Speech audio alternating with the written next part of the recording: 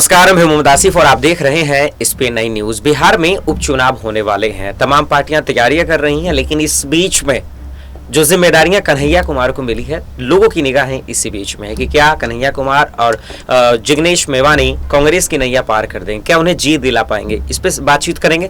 साथ ही साथ की जो स्टार प्रचारकों की जो लिस्ट आई है उसमें ना तो सोनिया गांधी है, ना ही प्रियंका गांधी, ना ही राहुल गांधी। तो आज ये भी जानने की कोशिश करेंगे इस वीडियो में कि आखिर सोनिया गांधी और राहुल गांधी, प्रियंका गांधी को अलग क्यों रखा गया है स्टार प्रचारकों से।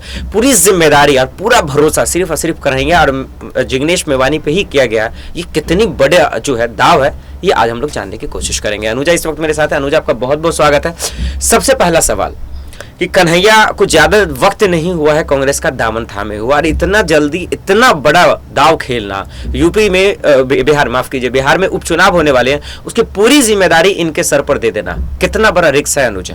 देखिए, अगर कांग्रेस पार्टी की बात करें तो बिहार में कांग्रेस पार्टी जो है वो बहुत अच्छा प्रदर्शन तो नहीं कर रही है, और कहीं ना कहीं कांग्रेस पार्टी ये मान चुकी है कि कन्हैया कुमार जो है वो काफी स्ट्रॉन्ग फेस है, और अब जो है वो इसी वजह से कांग्रेस पार्टी कन्हैया कुमार पर दाव लगा रही है। क्योंकि अगर उनके राजनीतिक करियर को देखा जाए तो उनका बहुत अच्छा जो है वो प्रदर्शन नहीं रहा है कन्हैया कुमार का, लेकिन अगर सिर्फ उनके व्यक्तित्व की बात करें या फिर उनके भाषण को ले लिया जाए, जब वो जेएनयू में थे उस वक्त की बात करूं तो एक जरूर कह सकते हैं कि एकदम स्ट्रॉन्ग जो है युवा चेहरा उभर कर जरूर नजर आ रहा है। और इस बार अगर कांग्रेस की रणनीति को देखा जाए तो आपने जरूर देखा होगा कि कांग्रेस पार्टी जो है वो लगातार पार्टी में युवाओं को जगह दे रही है, और इसी वजह से बिहार में जो है वो कन्हैया कुमार पर जो है अब दाव लगाया गया है।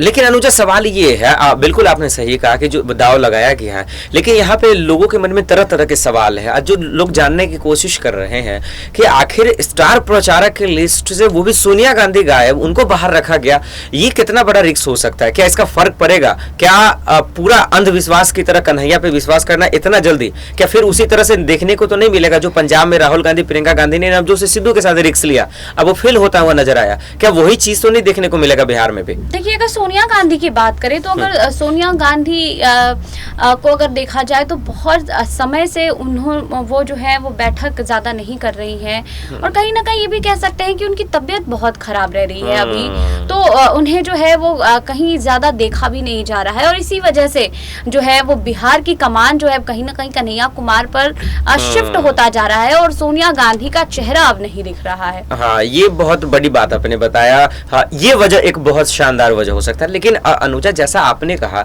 अगर वहां से मैं सवाल लेने की कोशिश करूं तो बहुत बड़ा सवाल है कि आपने कहा कि कन्हैया जब पार्टी में नहीं थे, क्योंकि राजनीतिक कैरियर में उतना उनके पास तजुर्बा नहीं है, एक्सपीरियंस नहीं है। सीपीआई से 2019 के लोकसभा चुनाव लड़े, वो भी हार गए। तो सवाल ये है कि जैसा आप कह रही हैं कि तजुर्बा नहीं, लेकिन जब वो किसी पार्टी में नहीं थे, जब उनके बयानों को देखा जाए तो उनमें वैल्यू था, उनमें वजन था, यही वजह से आज उनकी फैन फॉलोइंग ज्यादा है। तो क्या अचानक से इतनी बड़ी जिम्मेदारी देना, क्या आपको लगता है कि बिहार के उपचुनाव में कांग्रेस की नैया पार करा देंगे? क्या जीत करवा देंगे? क्या आपको लगता है?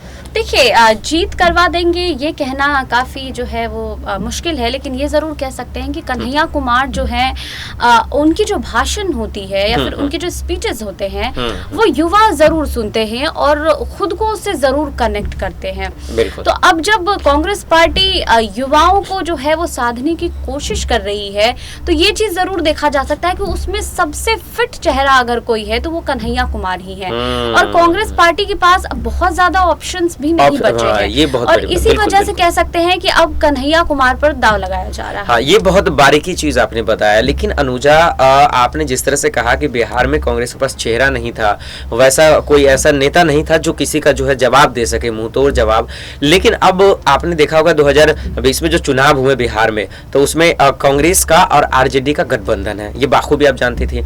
एक साथ दोनों ने चुनाव लड़ा, आरजेडी का शानदार प्रदर्शन भी रहा, सेकेंड नंबर पे वो आए थे। भले आज गठबंधन ने अच्छा प्रदर्शन नहीं किया, इसीलिए सरकार में नहीं है। तो क्या ये उपचुनाव में साथ में दिखते हुए नजर नहीं आ रहे? ये आपस में दोनों पार्टी लड़ते हुए नजर आ रहे हैं, वो कन्हैया की वजह से हुआ या कोई और वजह हो सकता है? देखिए, अगर तेजस्वी की बात करूं और कन्हैया कुमार की बात करूं तो ये ज़रूर कह सकते हैं कि पार्टी जो कांग्रेस पार्टी है वो उपचुनाव अब अलग लड़ना चाहती है, और खुद आरजेडी भी अलग लड़ना चाहती है। तो इस चुनाव में जो है वो तेजस्वी यादव और कन्हैया कुमार आमने सामने नजर आएंगे। लेकिन अगर कन्हैया कुमार की बात करूं तो कन्हैया कुमार जो है वो कह सकते हैं कि भेड़ चाल में नहीं चलते हैं, अगर उनको अगर देखा जाए तो इसी वजह से अगर बात करें बिहार की, तो जब कन्हैया कुमार कांग्रेस पार्टी में शामिल हुए उससे पहले ही शायद ये रणनीति बनाई जा चुकी थी कि कन्हैया कुमार पार्टी में शामिल हो गए, उसके बाद बिहार की कमान जो है वो कन्हैया को दिया जाएगा, उसके बाद उन पर जो है अकेले ही दांव खेला जाएगा।